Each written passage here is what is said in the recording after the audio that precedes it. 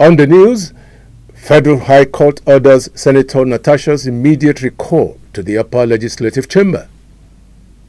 Governor Akpabio reaffirms commitment to youth empowerment.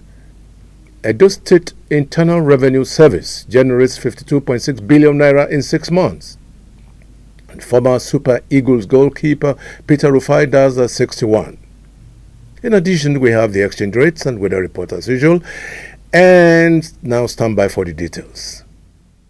Welcome to the news on the hour on Providence Television International. I am Ugbebo Ikekwa. A federal high court in Abuja has ruled that the Nigerian Senate acted beyond its powers by suspending Senator Natasha Akpabio for 6 months. Justice Binta Nyako, who delivered the judgment on Friday, ordered her immediate recall to the upper legislative chamber. She described the duration of the suspension as excessive and without a clear legal foundation.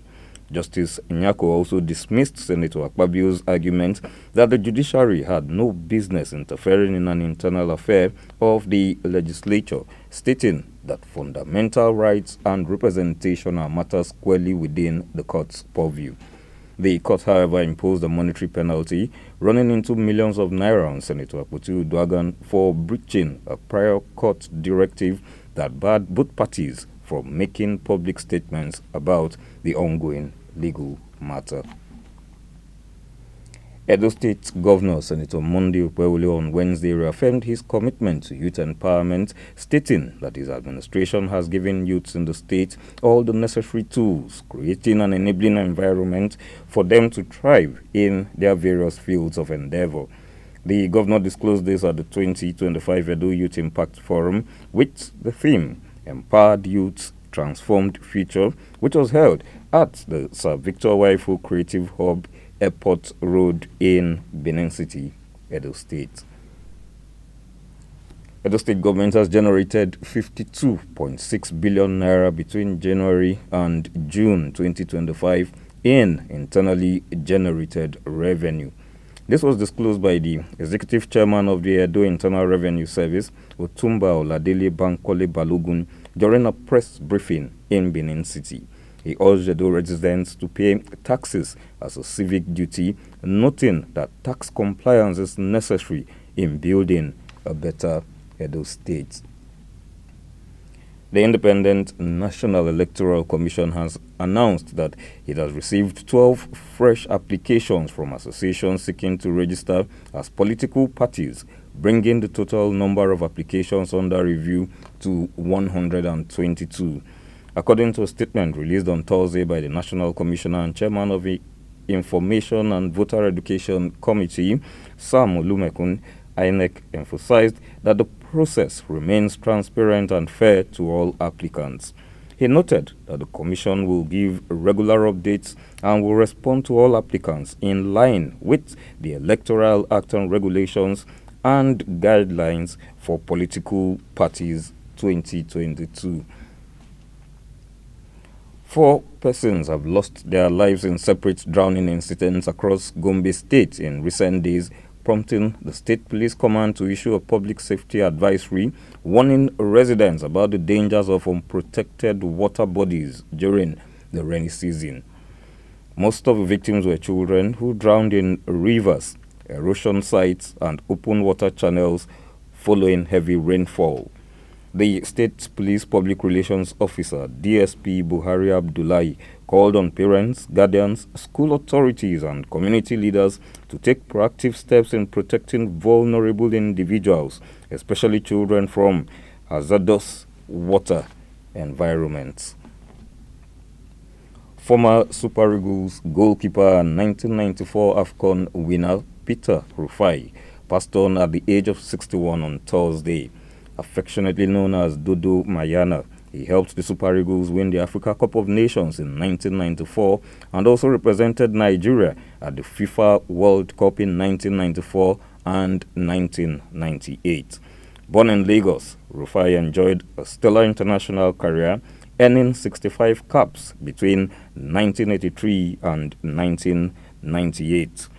His commanding presence and calm demeanor made him a standout performer for Nigeria's golden generation of the 90s. Rufai's death marks yet another loss from Nigeria's 1994 squad. He becomes the sixth member of the side to pass away following the late Stephen Keshi, Rashidi Yakini, Wilfred Agbonavari, Thompson Oliha, and Uche Okafor. Victor Osimhen has said no to Galatasaray, who made him a tempting offer of €75 million in an attempt to secure his services permanently. The 26-year-old rejection of Galatasaray's advances comes as welcome news to Manchester United, who remain strongly interested in securing his signature. The striker has returned to Napoli upon the expiration of his loan deal at Galatasaray, where he enjoyed a prolific campaign, scoring 37 goals across all competitions. The United States and Colombia have called home their respective top diplomats against the backdrop of an alleged plot against Colombia's left-wing leader, President Gustavo Petro. The U.S. first recalled its ambassador to Colombia, John McNamara, on Thursday, following what it called baseless statements from the highest levels of the government of Colombia.